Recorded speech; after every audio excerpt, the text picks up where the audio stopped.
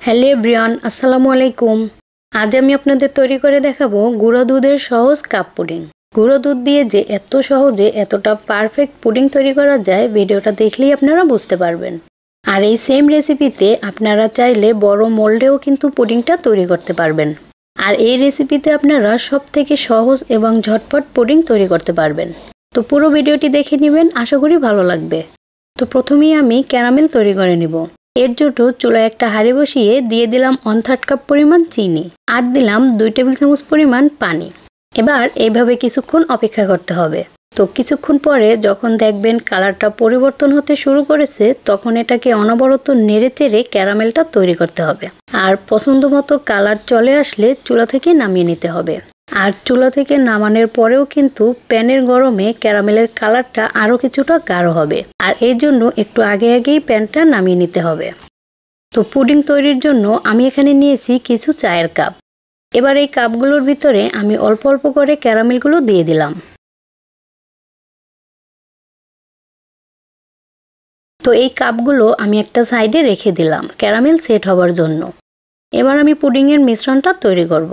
তার জন্য আমি একটা ব্লেন্ডারের জারের ভিতরে নিয়ে নিলাম 1/2 কাপ গুঁড়া দুধ আর 1 কাপ নিলাম পানি। তারপরে ডিম নিলাম 2টা, চিনি নিলাম 1/3 কাপ। এবার এটাকে থামিয়ে 1 মিনিটের মতো ব্লেন্ড করে নেব। চাইলে হ্যান্ড হুইস্কের সাহায্যে হাতেও মিক্স করতে পারবেন। আর এই তো আমি ব্লেন্ডারে মিক্স করে নিলাম। এবার এই মিশ্রণটা আমি কাপগুলোর ভিতরে দিয়ে দিলাম। তো পুডিংগুলো স্টিম করার জন্য এরকম একটা সিলভারের হাঁড়ি নিলাম। হাঁড়ির ভিতরে একটা স্ট্যান্ড বসিয়ে স্ট্যান্ডের সমান সমান পানি দিয়ে দিলাম। এবার পুডিংয়ের প্লেটটা স্ট্যান্ডের উপর বসিয়ে দিলাম। আর উপরে আরেকটা প্লেট দিয়ে কাপগুলো ঢেকে দিলাম। এবার হাঁড়িটা ঢাকনা দিয়ে ঢেকে এটাকে 15 মিনিটের মতো স্টিম করতে হবে। আর 15 মিনিট পরে দেখি পুডিংগুলো কেমন হয়েছে। এই যে দেখুন, পুডিংগুলো খুব সুন্দরভাবে সেট হয়েছে। এবার চুলা থেকে নামিয়ে নর্মাল তাপমাত্রা একটু ঠান্ডা করে তারপরে আধা ঘন্টার জন্য নর্মাল ফ্রিজে রেখে দেব। আর এই যে আধা ঘন্টা পরে নামিয়ে নিলাম। আর পুডিংগুলো এবার ভালোভাবে সেট হয়ে গেছে। এবার সবগুলো কাপের সাইড থেকে এভাবে ছাড়িয়ে দিতে হবে।